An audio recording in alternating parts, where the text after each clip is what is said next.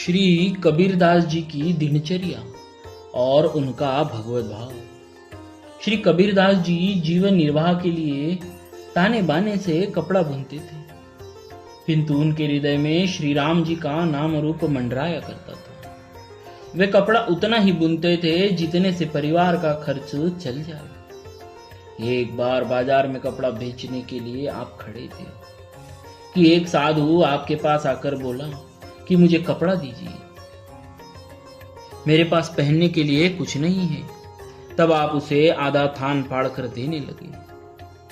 तो उसने कहा, इस आधे थान से मेरा काम नहीं चलेगा।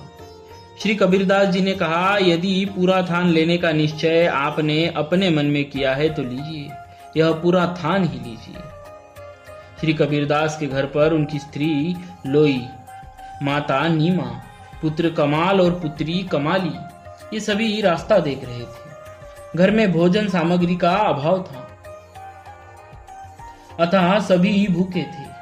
कपड़ा बेचकर मूलधन से सूत और मुनाफे से सामान खरीद कर आता था, उसी से निर्वाह होता था।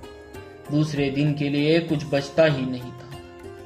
श्री कबीरदास जी ने विचार किया कि घर में सभी भूखे होंगे, खाली हाथ चलकर क्या करूं। वे बाजार में ही इधर उधर कहीं छिप गए। घर को क्या लेकर आते, पूरा थान का थान तो दान कर चुके थे।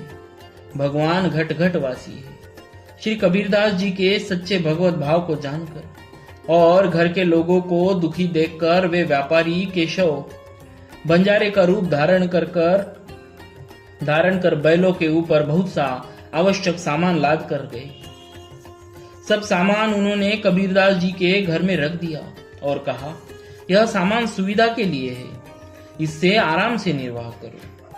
3 दिन बाद भी जब श्री कबीरदास जी लौटकर घर नहीं आए, तब 2-4 आदमी गए और ढूंढकर उन्हें लिवा लाए। घर आकर कबीरदास जी ने सब बात सुनी कि एक व्यापारी बहुत सा सामान लाकर डाल गया। तो उन्होंने जान लिया कि मेरे कष्ट को देखकर स्वयं भगवान को कष्ट हुआ। तभी उन्होंने सामान पहुंचाने का कष्ट उठाया, विचार कर कि श्री राम श्री रघुवीर ने मुझ पर अत्यंत कृपा की। आप परमानंद में मग्न हो गए। उसी समय भक्तों की भीड़ को बुलाकर श्री कबीरदास जी ने सारा सामान लुटा दिया। ताना बाना, कपड़ा बुनना सब आपने छोड़ दिया। हृदय में आनंद की बाढ़ आ गई। यह सुनकर ब्राह्मणों का धैर्य छूट गया। वे क्रोधित होकर दौड़ते हुए श्री कबीरदास जी के यहाँ आए और बोले, क्यों रे जुलाहे, तूने इतना धन पाया और हम लोगों को नहीं बुलाया? शूद्रों को बुलाकर सब धन उन्हें दे दिया। या तो हमें भी धन दो, नहीं तो यहाँ से बाहर भाग जाओ। श्री कबीरदास जी ने कहा, अब मेरे घर में तो कुछ भी नहीं है, आप लोग घर में घुस कर देख लीजिए। यदि आप नहीं मानते हैं तो यही बैठे, मैं मंडी में जाता हूँ, कुछ मिलेगा तो लाकर दे दूंगा। यह कहकर श्री कबीरदास जी ने बड़ी कठिनाई से अपना पीछा छुड़ाया और मंडी में जाकर छिप गए।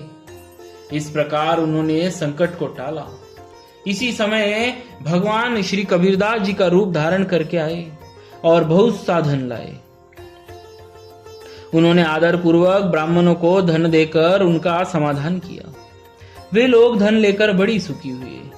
इस प्रकार भगवान ने अपने भक्त की उज्जवल कीर्ति को संपूर्ण जगत में प्रकाशित किया। बोलिए भक्तराज श्री कबीरदास जी महाराज की जय। श्री रामानंदाचार्य जी महाराज की जय।